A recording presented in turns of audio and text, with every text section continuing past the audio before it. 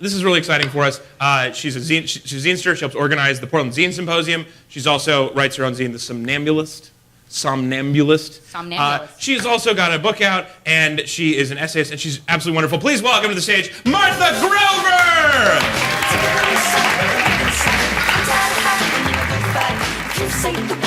Thanks for having me. I'm going to read a little bit from my book first, and this is it. It requires a little bit of explanation, the piece that I'm going to read for you. It's in the center of my book, and the center of my book was one zine that I did in 2008. I got really sick, and I had to move back in with my parents. And I have 7 kids in my family, 8, depending on who you ask. And my dad, for some reason, I mean, I had a good excuse, I was sick, but for some reason, 5 adult children were living with my parents this year. And my dad required us to have weekly family meetings at 9 in the morning every Sunday. And after the first meeting, I was like, this is gold. Like, I have to start taking the minutes. And I posted them on my blog. And then after I moved out, I moved to grad school, I moved away, I put them into a zine, and it was my best-selling zine ever. And then when I had the book published, they became the center of the book chronologically. It's kind of the backbone of the book. So I'm going to read some samplings of those meeting minutes. And what you need to know is that the oldest sibling at home was Sarah. She was 30 at the time. I was 28. And then there was Rachel, Mike, and Simone. Simone was the youngest, and Simone was in high school at the time. She was a senior. 2 themes you just need to know is that Simone, my parents were in willful denial of the fact that Simone was having sex with her boyfriend, Will, and it was kind of this elephant in the room. And then also, Rachel was never home. She was always, half the time she'd spend at her boyfriend's house. And so that was a big thing, was she would never show up to the meetings, and we were all really pissed because we had to go to the meetings and Rachel would never show up. So we start on December 14th, 2008. Rachel is MIA. I am up surprisingly early and am able to start the meeting without having to be drug out of bed. To begin, Dad asked me to reintroduce the idea I had brought up last night while we were watching America's Funniest Home Videos. I think we should change the day and the time of the family meeting, I say. I don't like having it on Sunday mornings because, first of all, personally, I feel the sickest on Sunday mornings. I'm tired from having just worked 2 days, and I get sick after I take my medication. Also, people have whined about having to get up on Sunday morning, and if I had a social life, I might complain about that too.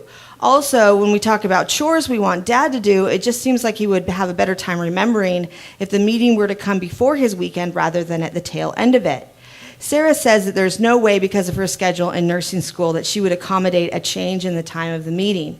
Dad says that the only other time that he could see the meeting working would be on Saturday morning. Mom says she would be willing to change it to Sunday night. Changing the meeting time won't help Dad remember anything, says Sarah. I think we should require Rachel to come to the meeting, says Sarah. I agree, I say. Her stuff is here. She needs to come to the meetings. It's not fair that she isn't here. We need to make Simone and Rachel a better situation than that room, says Mom. Sarah states that she has offered 4 times to help Rachel and Simone move Mikey's down to the garage to make room for their shit. I suggest that they obviously don't care. I say that I unloaded and loaded the dishwasher last night and that I refuse to do any more dishes because I wasn't even here on Saturday to eat the big breakfast that Zoe cooked for her German friend Steven, so I wasn't going to do the pans. I'll do it, says Mom. And I would have done it last night, too, but I would rather have talked to you. And like this morning, I'd rather just be with my family than do dishes. If the kitchen were next to the TV, it would be spotless. Like your office, right, Mom? I say. Sarah and I laugh. Burn, says Sarah. Mom says that we hurt her feelings. That's the second time you've laughed at me this morning. My disorganization is a sore spot for me, she says. I apologize for making fun of her. Dad adds that we need to remember to lock the door at night and turn off all the lights. Sarah tells Simone that the bathroom is disgusting and that she and Rachel need to clean it. We ask Simone how the Christmas party at her boyfriend Will's house was last night. It was fun, she says. Sarah asks Simone how her meeting went with Judy, her boss. It was fine, she says. Mom asks Simone if she knows where the SAT books are that Mom gave her. Simone says she does. We should do that today, Mom says. How do you drive in the snow? Simone wants to know. You don't, says Mom and Sarah. Then how will I see Will? Asked Simone. It's his turn to come over here, says Dad.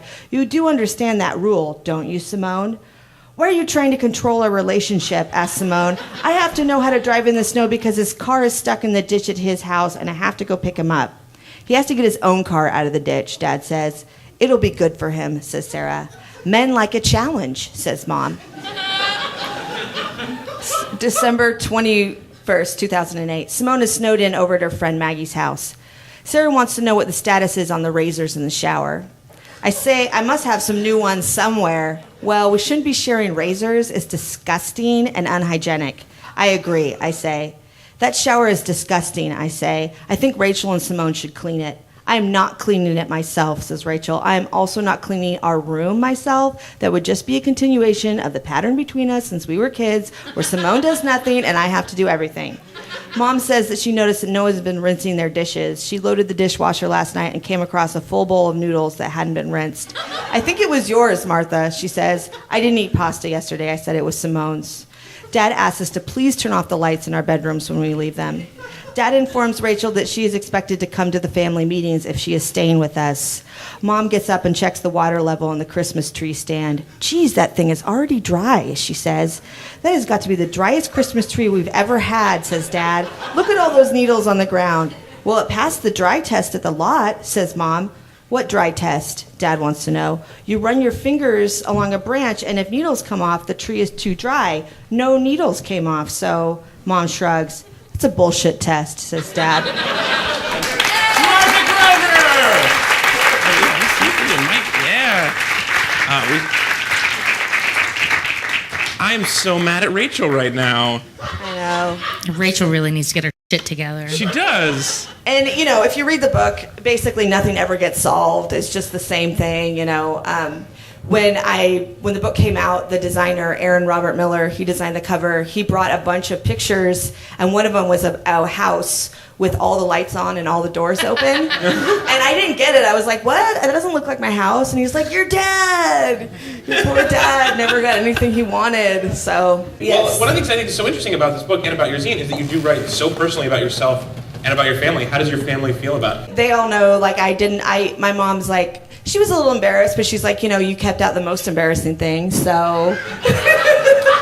Well, so when you do this sort of writing about yourself so personally, does that affect the way, like there's meetings where at first they were boring probably, and then you were like, well, now I'm taking minutes, this is golden, so now it's probably more fun? They were never boring. Oh, okay. They were never boring. But they does were it always funny. ever change the way you approach the world that you are writing about it later? Yeah, one of the things I was thinking about coming here today was thinking about the act of observation, and there can be this slightly creepy element to being a nonfiction writer because you have to step out of the moment. You're not in the moment, you're observing. Right, like the whole family's having a meeting and you're scribbling in your notebook. Yeah, exactly. You're taking yourself out of that meeting. Yeah, you kind of take yourself out of it, and, you know, that extends to, like, everything, you know, not everything, but most things in my life, you know, like, just kind of one remove. You're like the photographer, you know, there. And so people that aren't artists or aren't writers, I think they sometimes have a hard time with that, you know?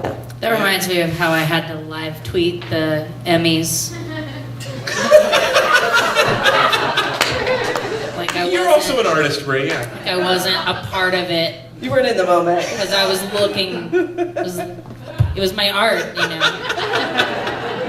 So a little later in the show, we're going to give away a copy of your book, one more for the people. And then we also are going to give away a copy of Somnambulist. I've practiced saying this and still messed it up. That's good. That's great. Okay, great. So also give me that. And you can also find more about that. You still do use the web. You can find more about that on somnambulist.com. Excellent. Martha Grover, everybody!